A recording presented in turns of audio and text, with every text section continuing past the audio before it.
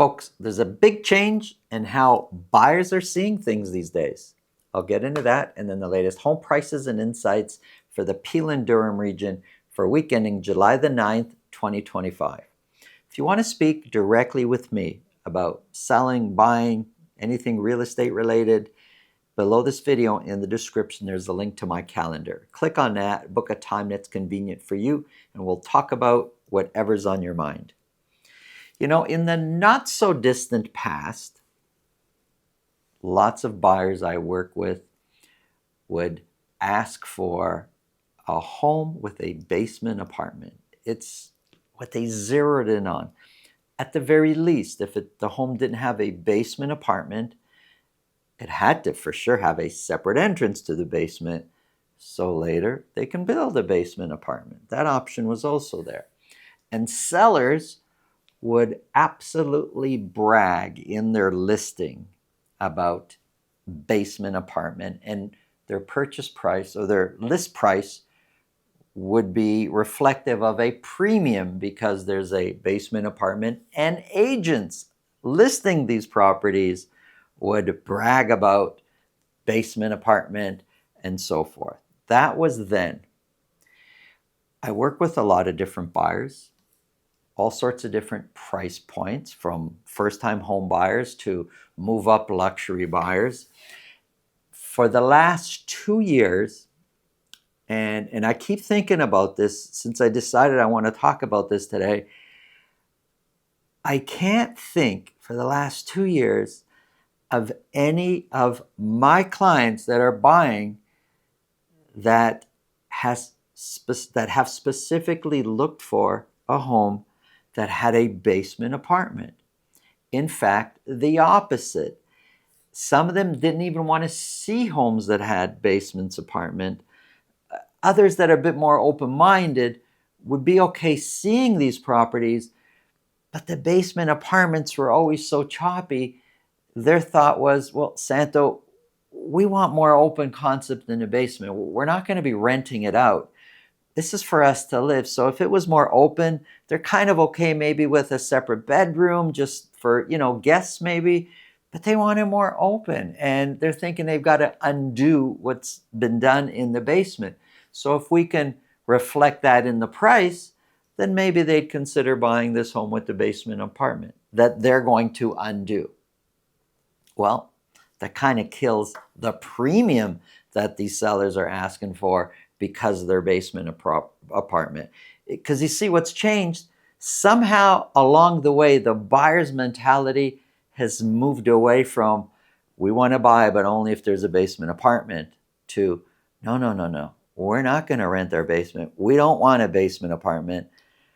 But the sellers have not followed suit. We'll go. This just happened last week. We visited a property, had a basement apartment. My clients don't want a basement apartment, but we're looking at because it's a nice home, and maybe they can make changes to this basement apartment that'll work for them. And the listing agent called me as a follow-up after the showing and said, hey, how'd your clients like the house? And I said, well, generally they like the house, but they're not keen on the basement apartment. They're thinking about what they got to do to change things down there. An agent proceeds to try to convince me of how much money they can get from the basement apartment, and there's 4 potential rooms down there, and how the laundry split up, it can easily be its own separate. It goes on. It keeps talking about the rental income, and it makes it easier to afford the mortgage, and on and on and on, totally missing the point of what I started with, telling him that my clients are not keen on the basement apartment. It would be better if the basement was unfinished, would be better. The agent's not getting it. Naturally, they're promoting what's there.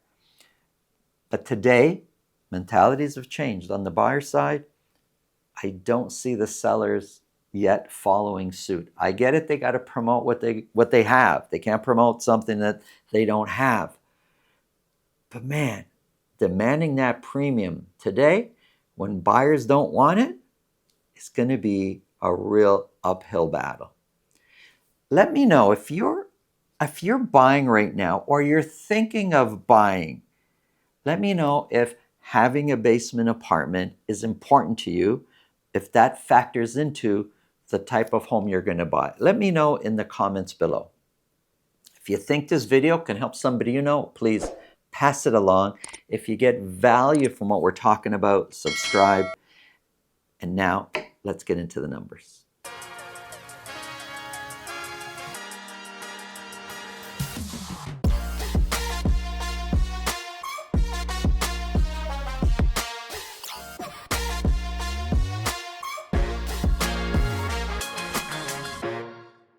Here we go, folks. We're going to get started with a month-over-month review of all detached properties sold in Peel region. So this is all of Peel region. The black, the highlights in black, that's for June, going back multiple years, all the way back to June 2021. So for June, that just finished, June 2025, 526 detached properties were sold across Peel region. Compared to the last couple of years, sales are down. Average sold price for June 2025 is $1,278,000. Compared to the last few years, average sold price overall for a couple of years now has been trending down. We can go all the way back to 2022. Average sold price has been overall trending down. But if we just compare $1,278,000, the current average sold price for the month of June, to last year, to 2024, excuse me, we're currently 5.5% lower. Compared to 2023, we're 12.7% lower. Compared to 2022, a little better, we're 10.2% lower. You want some punishment? You want to compare to peak pricing? We're 28% lower than where prices were during the peak of 2020. That's January, February, March of 2022. 28% lower. I'm going to skip comparing to 2020 because that was the health crisis year, especially March, April, May, June, that whole time. I don't want to talk about that. But if we go back one further year to 2019, we are currently 34% higher than where the average sold price was in 2019. So if you purchased here 2022, 2023, you're feeling some pain. If you purchased 2019 or sooner, you've got some major appreciation happening there. Let's get back to our regular program, comparing data on a weekly basis. We're going to be focused on detached properties for Mississauga, for Brampton, and for Durham region. For Durham, I'm using Pickering, Ajax, and Whitby as my Durham sample. Durham and Brampton, pretty much very similar in prices. And the difference between Brampton and Durham versus the average price of Mississauga, $345,000. So there's a big difference between, do I want to buy in Mississauga? Do I want to buy in Brampton? Do I want to buy in Durham region? Huge difference in average price. We're going to start off with Mississauga for week ending July the 9th. 38 detached properties sold. 5 of those sold at $2 million or more. I would like to say I can see a trend in sales. I think sales are trending down. It's really tough to say. If they were trending down, well, that would be kind of normal at this time of year. July and August, we normally see a dip in sales. Average sold price kind of looks like it's trending upwards. We're now at $1,459,000. 1,459 is 2% lower than where we were the same week a year ago. The median price of $1,298,000 is 1% lower. 38 were sold, 21% sold at list price or more. Listings are up. 155 detached properties were listed in Mississauga. Active listing was climbing.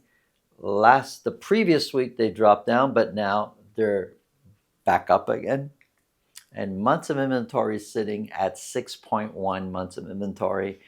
Pretty much a buyer's market, but I'm surprised to see sales kind of creeping up that way when we're looking at a buyer's market. Here's Brampton. For week ending July the 9th, 37 detached properties sold. One of those sold at $2 million or more. 37, yeah, I would say sales is probably starting to trend down right now. Average sold price, it is up from the previous week. It's now at $1,090,000, but overall, average price has been trending down for most of the year for Brampton. Compared to last year, $1,090,000 is 6% lower. The median price of $978,000 is 10% lower.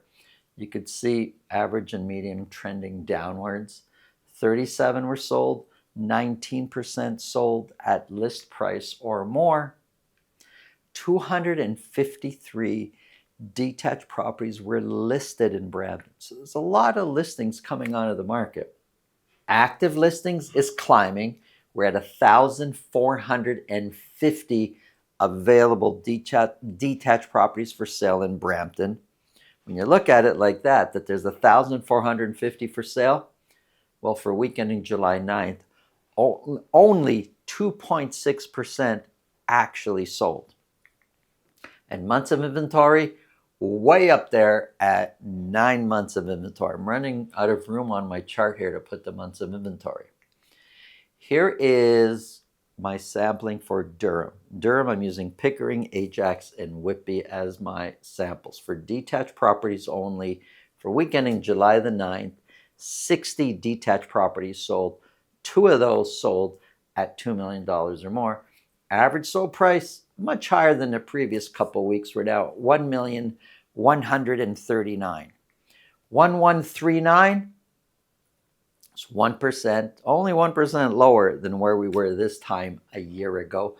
The median price of $1,090,000, slightly higher, but it rounds off to a 0% change in price. And when we look at the dotted line, the 4-week moving average, overall for average price and median price, kind of flat. 60 were sold, 27% of those sold at list price or more. 136 were listed. Active listings overall trending upwards, and months of inventory has come down. We're now sitting at around 2.7 months of inventory. That's one of the lowest for a large region. That's one of the lowest months of inventory across the GTA, if not the lowest. Here's a quick summary. In most cases, well, you're going to experience everything. You're going to experience a bit of a seller's market. If you're in Brampton, it's going to be more of a buyer's market. In Mississauga, kind of a combination of balanced and buyer's market. Thanks for watching. Have an amazing day.